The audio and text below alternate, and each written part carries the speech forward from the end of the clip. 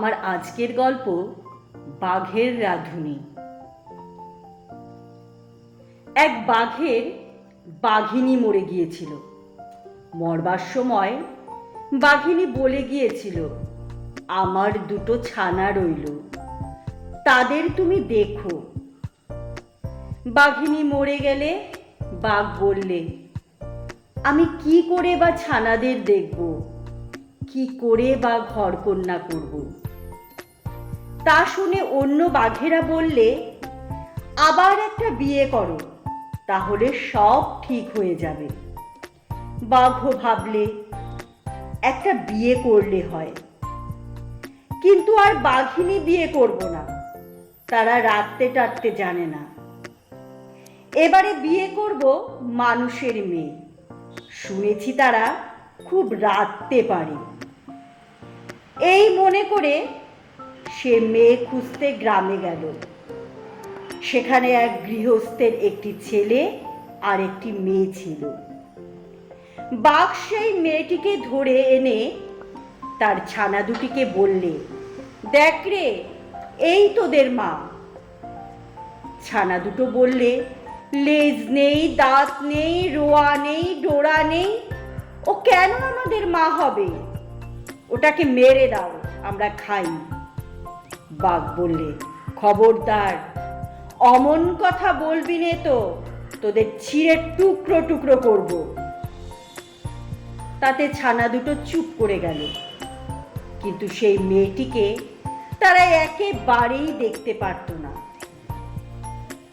আর এক কথায় কথায় খালি বলতো, আর একটু বড় হলেই আমাদের গায়ে জোর হবে, তখন তোর ঘাড় ভেঙে তোকে খাবো। সেই মেয়েটির দুঃখের কথা আর কি বলবো। বাঘ যখন বাড়িতে থাকে না, তখন সে তার মা, বাপ আর ভাইয়ের জন্য গড়াগড়ি দিয়ে কাঁদে। বাঘ এলে তার ভয়ে চুপ করে থাকে। এমনি তার দিন যায়। আর তার মা বাপ তো কেঁদে কেঁদে অন্ধই হয়ে গেল। তার ভাইটিও দিন কত খুব কাঁদলে। তারপর তার মা বাপকে বললে, শুধু ঘরে বসে থাকলে কি হবে? আমি চললুম, দেখি বোনের সন্ধান করতে পারি কিনা। এই বলে সে ঘর থেকে বেরিয়ে খালি বনে বনে ঘুরতে লাগলো। ঘুরতে ঘুরতে শেষে সে সেই বাঘের বাড়ি এসে তার বোনকে পেল। বোনটি তো তাকে দেখেই কাঁদতে কাঁদতে বললে, ও দাদা, তুমি কেন এলে? বাঘ এলেই যে তোমাকে ধরে খাবে।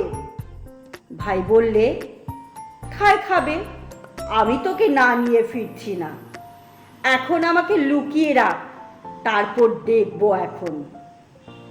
তখন তারা দুজনে মিলে রান্নাঘরে গর্ত খুঁড়ল। মেয়েটি সেই গর্তের ভেতরে তার ভাইকে বসিয়ে শিল চাপা দিয়ে রাখলো।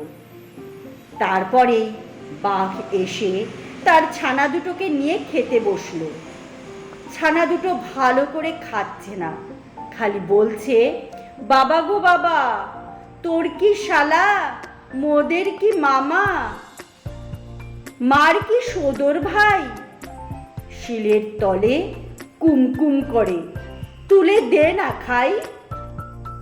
বাঘ সেদিকে কারো উপরে চটে এসেছিল।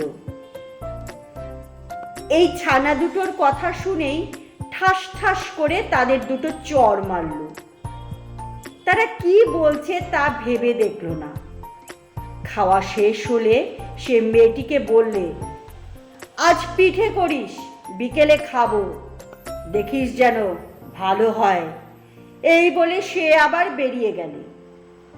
বাঘ চলে গেলে মেয়েটি শিলের তলা থেকে তার ভাইকে বার করল। তারপর দুজনে খাওয়া দাওয়া সেরে উনুন ধরিয়ে তার ওপর কড়াই করে তেল চড়ালো।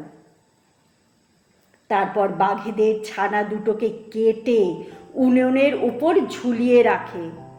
তারা সেখান থেকে ছুটে পালায়। বাঘের ছানা উনুনের উপর ঝুলছে আর ঝ্যাঁত ঝ্যাঁত করে রক্তের ফোঁটা তপ্ত তেলে পড়ছে। বিকেলে বাঘ ফিরে এসে ঘরে ঢুকবার আগেই সেই শব্দ শুনতে পেল। শুনে সে বললে, বাহ রে বাহ, ওই পিঠে হচ্ছে। পিঠে যদি ভালো হয় তো ভালো, নইলে আমরা 3 বাপ বেটায় মিলে রাঁধুনি হতভাগীকে ছিঁড়ে খাবো। তারপর ঘরে ঢুকেই তো দেখলো কিরকম পিঠে হচ্ছে। তখন বাঘ হালুম হালুম করে ঘরময় খুঁজতে লাগলো, কিন্তু গৃহস্থের মেয়েকে আর কোথায় পাবে। সে ততক্ষণে তার ভাইকে নিয়ে মা বাপের কাছে গিয়ে উপস্থিত হয়েছে, আর গ্রামের সকল লোক ছুটে এসে তাদেরকে নিয়ে আনন্দই করছে, কি বলবো।